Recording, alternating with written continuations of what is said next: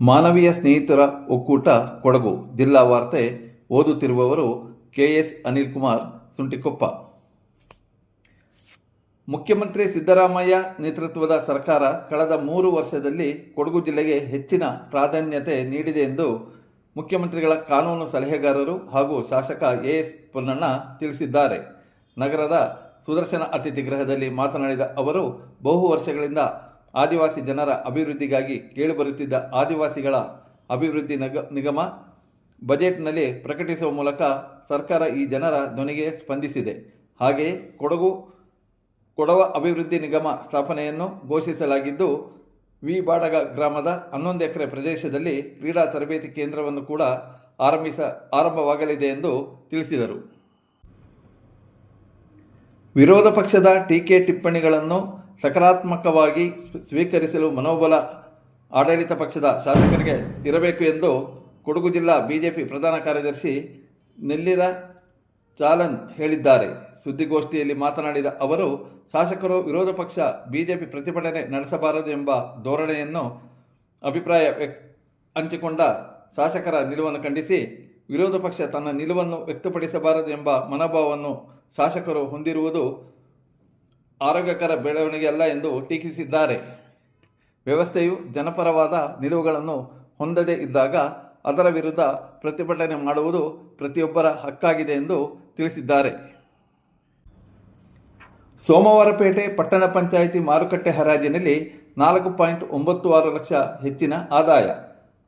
ಹರಾಜು ಸಂದರ್ಭ ಮಾರುಕಟ್ಟೆ ಕಟ್ಟಡ ಅವ್ಯವಸ್ಥೆ, ಮೂಲಭೂತ ಸೌಕರ್ಯ ಸಮಸ್ಯೆಗಳ ಬಗ್ಗೆ ವರ್ತಕರು ಮುಖ್ಯಾಧಿಕಾರಿಗಳ ಗಮನ ಸೆಳೆದರು. ಇದಕ್ಕೆ ಪ್ರತಿಕ್ರಿಯೆ ನೀಡಿದ ಮುಖ್ಯಾಧಿಕಾರಿ, ನೀವು ಹೆಚ್ಚಿಗೆ ಹಣಕ್ಕೆ ಟೆಂಡರ್ ಕರೆದರೆ ನಿಮ್ಮಲ್ಲಿನ ಸಮಸ್ಯೆಗಳನ್ನು ಬಗೆಹರಿಸುತ್ತೇನೆ ಎಂದು ಭರವಸೆ ನೀಡಿದ ಮೇರೆಗೆ ಈ ಬಾರಿ ಕಳೆದ ವರ್ಷಕ್ಕಿಂತ 4.96 ಲಕ್ಷ ಹೆಚ್ಚಿನ ಆದಾಯ ಗಳಿಸುವಲ್ಲಿ ಯಶಸ್ವಿ ಆದರು. SSLC ಟಿಕೆಟ್ ವಂಚಿತ ವಿದ್ಯಾರ್ಥಿಯರಿಗೆ ಪರೀಕ್ಷೆ ಬರೆಯಲು ಅನುವು ಮಾಡಿಕೊಟ್ಟ ಶಾಸಕ ಪೊನ್ನಣ್ಣ.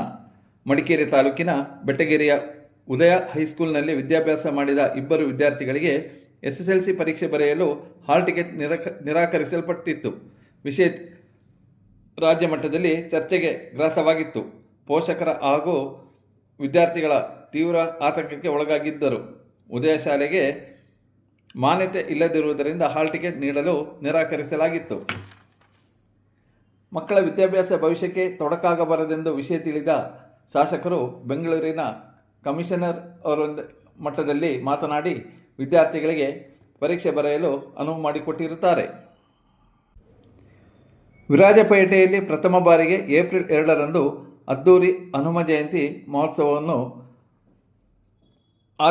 ಆಚರಿಸುತ್ತಿದ್ದು, ಈ ಸಂಬಂಧ ವಿರಾಜಪೇಟೆ ನಗರದಲ್ಲಿ ಶೋಭಾಯಾತ್ರೆ ಹಾಗೂ ಸಭಾ ಕಾರ್ಯಕ್ರಮ ನಡೆಯಲಿದೆ ಎಂದು ಹನುಮ ಜಯಂತಿ ಆಯೋಜನಾ ಸಮಿತಿ ಅಧ್ಯಕ್ಷ ಅಂಜಪರವಂಡ ಅನಿಲ್ ಮಂದಣ್ಣ ತಿಳಿಸಿದ್ದಾರೆ. ಕೂಡಿಗೆ ಕ್ಲಸ್ಟರ್ ಕೇಂದ್ರ ವ್ಯಾಪ್ತಿಯ ಸರ್ಕಾರಿ ಹಿರಿಯ ಪ್ರಾಥಮಿಕ ಶಾಲೆಗಳಲ್ಲಿ ಸುದೀರ್ಘ ಸೇವೆ ಸಲ್ಲಿಸಿ ನಿವೃತ್ತಗೊಂಡ ಶಿಕ್ಷಕರನ್ನು ಕ್ಲಸ್ಟರ್ ಕೇಂದ್ರ ಹಾಗೂ ಸರ್ಕಾರಿ ಶಾಲಾ ಶಿಕ್ಷಕರ ಬಳಗದ ವತಿಯಿಂದ ಕೂಡುಮಂಗಳೂರು ಸಮೀಪದ ವಿಜಯನಗರ ಸರ್ಕಾರಿ ಹಿರಿಯ ಪ್ರಾಥಮಿಕ ಶಾಲೆಯಲ್ಲಿ ನಡೆದ ಸಮಾರಂಭದಲ್ಲಿ ಬೀಳ್ಕೊಡಲಾಯಿತು.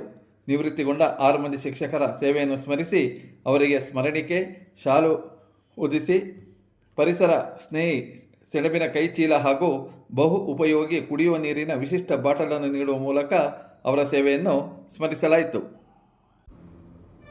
ಭಾಗಮಂಡಲದಲ್ಲಿ ನಡೆದ ಜನಸ್ಪಂದನ ಕಾರ್ಯಕ್ರಮದಲ್ಲಿ ಸಾರ್ವಜನಿಕರಿಂದ 80 ಅರ್ಜಿ ಸಲ್ಲಿಕೆಯಾಗಿದೆ.